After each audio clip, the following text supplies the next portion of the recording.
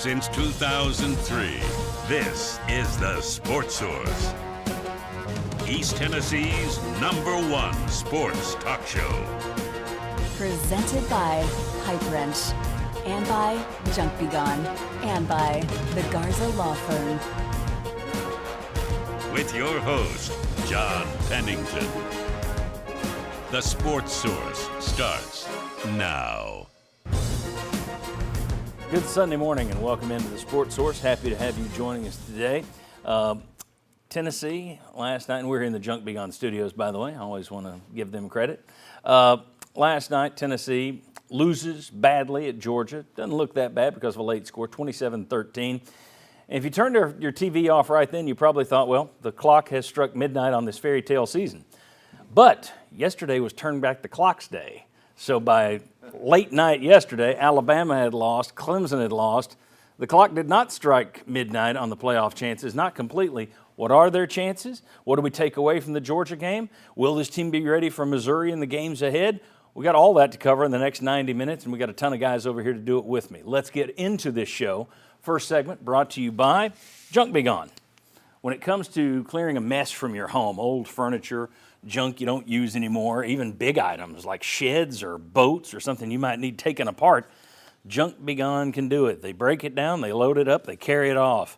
I use them at least once a year. I think they're a fantastic company. Mike Such and his family have owned this business from its inception. They do tremendous work. You should be working with them as well if you're a company or just a homeowner.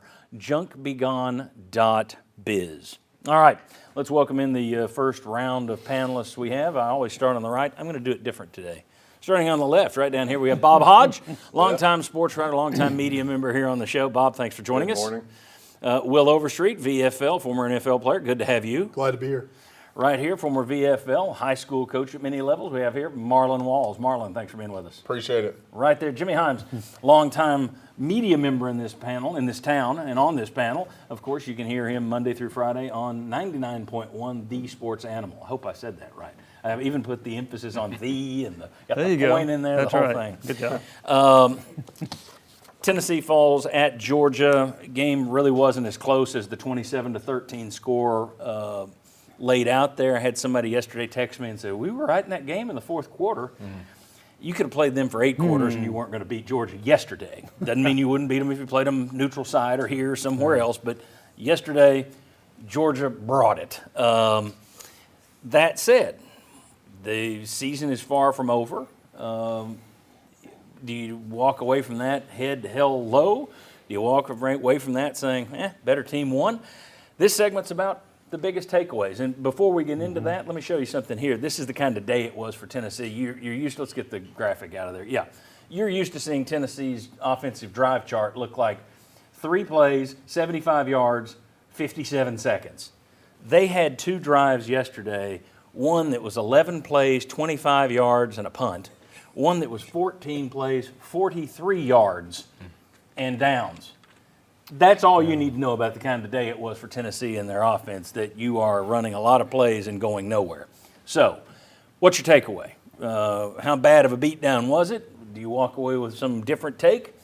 Jimmy, if somebody didn't see that game, what do you tell them? Well, I would tell them the score was 27-13, but there was another number that was important to me, and it's 25-2. In the last 5 years, Georgia signed 25 5-stars. Tennessee has signed 2.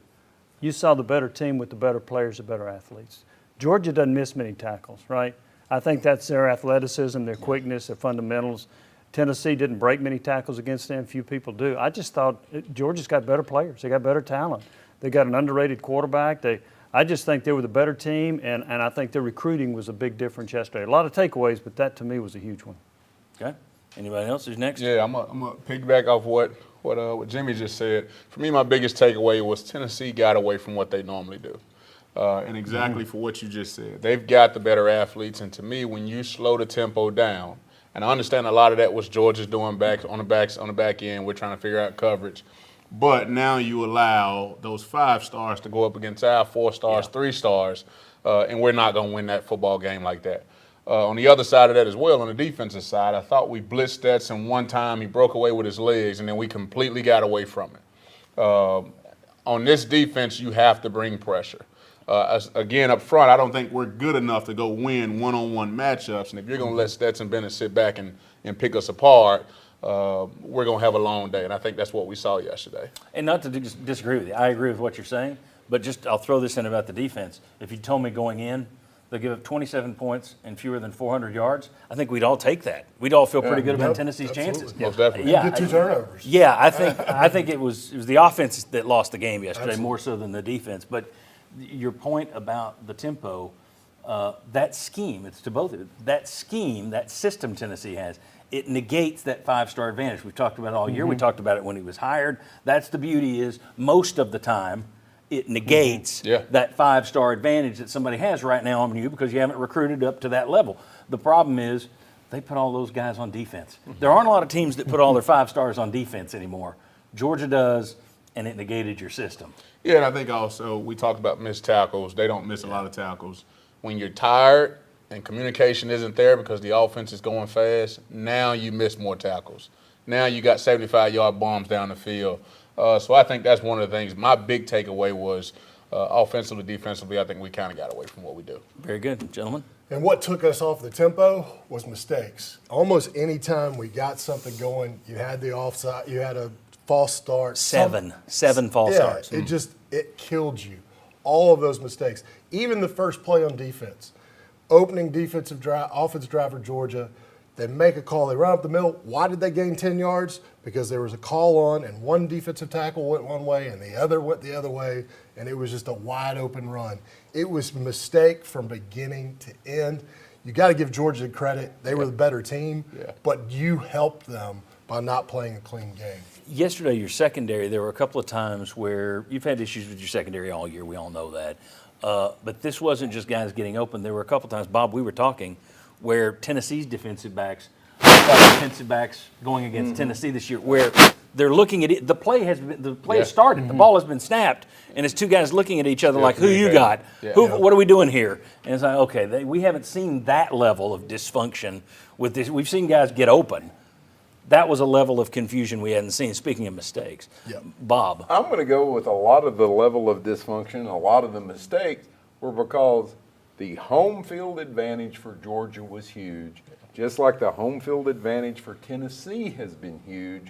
And I think that's been underestimated a whole lot. I think in the SEC, if you go to Georgia, if you come to Tennessee, if you go to Alabama, that home field advantage, LSU, if it's at night and they're all drunk, that home field advantage is something that I think a lot of people have sort of gotten away from.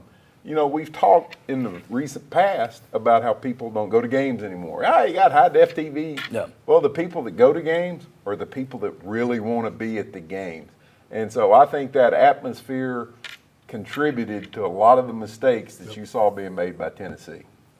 I kept thinking in my mind, Bob, like, all right, we've got to get a play to take this crowd out of it. We've got to get a play to take this crowd out of it. And you had a chance on that fumble early in the game, and you couldn't do anything with it except kick. And you got a false start. You also had the Jalen Hyatt open down the sideline, the last play of the second drive. If you hit that, does that take the crowd out of it a little bit? A lot of talk this week about Georgia's stadium not being loud.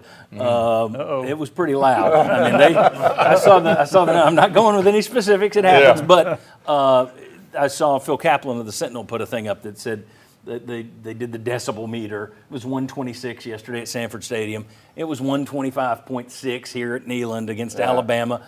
Bottom line is, if you've got a stadium that seats 90-something thousand, it's all going to sound like a jet engine out there. My concern is this something with this offense? Now, you would think that, well, the way they do their thing, the crowd noise might not take them out of it. Listening to Josh Heupel, who mentioned it 3 or 4 times in his postgame, listening to Jalen Hyatt, who said it was the #1 issue that worked against them yesterday, that makes me wonder, okay, is crowd noise a bigger issue with this style of offense than it is with some other style? I think it can be, and I think one reason we saw Tennessee not going with as much tempo is that when they would try to go tempo, they'd have a legal procedure. That slows you down. And now you're getting behind the chains, and now you've got to reset what you're trying to do. So I think those pre-snap penalties contributed to Tennessee going slower, which contributed to their offense not being effective. I add in there, too, we had 6 sacks against us yesterday. I think offensive line communication as far as where the blitz is coming from, also showed up. Heck, I saw at the end, Darnell Wright was just basically saying, I'm going to line up, and when I think the ball is snapped, I'm just going to kick back. And we got a couple false starts off that. Yeah, and I think it also goes to Jimmy's point on the pass rush. Their front four could get to a quarterback. Our front four had no shot if it was just rushing forward to get to the quarterback. Yeah. So a lot of things went wrong. Obviously, they're the better team. That doesn't mean they're not somebody you couldn't beat on the right day. Right. I still think that timing played a role in that one. Again, if the college playoff rankings come out this week instead of last week, that looked to me, and everybody in Knoxville always goes back to the same thing. If you're old enough to remember the 86 Sugar Bowl for the 85 season, Tennessee came out against Miami. They were tired of reading all the comments. They were tired of seeing that Miami was picked to kick their tails. Tennessee isn't good enough, doesn't. That, to me, looked like Georgia all week had been reading these quotes from coaches. The Athletic, ESPN, they had stories from coaches saying, Tennessee will score 50 on this bunch. Saying, well, they can't cover. They got Ringo, but the other guys can't cover. They've only got 10 sacks on the year. They can't get there. That looked to me like Kirby Smart did a really good job of whipping them into a froth before that game. You're whipped into a froth, and then that crowd keeps pushing you up. We poked the bear a little bit. Yeah, I wonder if Kirby was the coach that was quoted as they were going to score 50 and they couldn't cover. Set himself up. There you go. All right. Let's tell you what's coming up on today's show. Tennessee's playoff hopes at this point. We'll break those down for you. Hooker's Heisman chances, they might have taken a bigger hit than the playoff hopes. We'll discuss. Is this a front-running offense? We'll explain what that means a little later. Can anybody copy Georgia's game plan that they used yesterday? We got the Cavaliers line for Tennessee, Missouri, and much, much more. When we come back, what specifics did we learn from yesterday's game? I got a stat for you that'll stand out. Come on back.